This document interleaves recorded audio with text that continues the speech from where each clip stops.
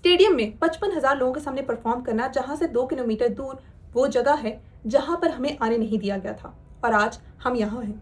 ये अल्फाज पंजाब के फेमस सिंगर दिलजीत दोसांझ के हैं, जो उन्होंने the night show starring Jimmy Fallon में कहे। बेसिकली ये अमेरिका का लेट नाइट टीवी शो है जिसकी होस्टिंग जिमी फैलन करते हैं। इस शो में फेमस सेलिब्रिटीज के इंटरव्यूज, परफॉर्मेंस, फनी और इंटरेस्टिंग खेल खेले जाते हैं। बेसिकली कमाघाता मारो 1914 में पेश आने वाला एक हिस्टोरिकल वाक्य है, जिसमें बरतानवी हिंदुस्तान से जाने वाले मुसाफिरों को कनाडा में उतरने की इजाजत नहीं दी गई थी। जिमी फैलन ने दिलजीत दोसांझ से पूछा कि अब आप क्या कहेंगे, आपका क्या पैगाम है, जिसके जवाब में उन्होंने कहा कि अब मेरा पैगाम मोहब्बत है, एहतराम और माफी। पर कमाघाता मारो वाक्य है क्या?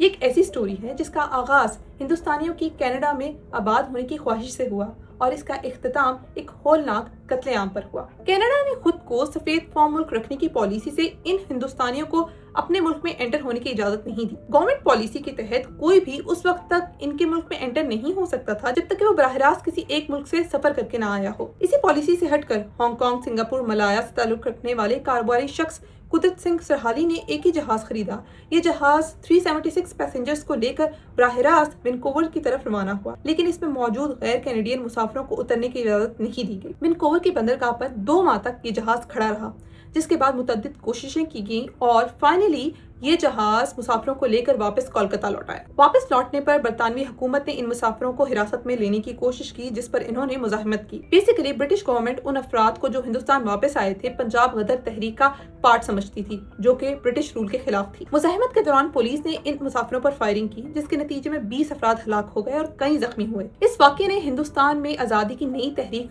खसूसन पंजाब में ताकत और जोश पैदा किया। इस जहाज में 24 कैनेडियन भी मौजूद थे और कैनेडियन हुकूमत ने सिर्फ उन्हीं 24 मुसाफिरों को जहाज से उतरने की इजाजत दी थी। ऑल्दो बाकी मुसाफिरों के पास कंप्लीट डॉक्यूमेंट्स मौजूद थे, लेकिन ब्रिटिश हुकूमत ने उनकी मदद करने से इनकार कर दिया, जिसे पंजाबियों ने नस्ली तकसीम के तौर पर महसूस किया। कमाघाता मारो के वाक़ये को नस्ली तकसीम समझते हुए इंडियन इमिग्रेंट से मुसलसल कैनेडियन हुकूमत से माफी का मुतालबा किया। Canadian prime minister Justin Trudeau ने 2016 में इस सानहे पर कैनेडियन गवर्नमेंट की तरफ से बाज़ाब्ता तौर पर माफी मांगी थी।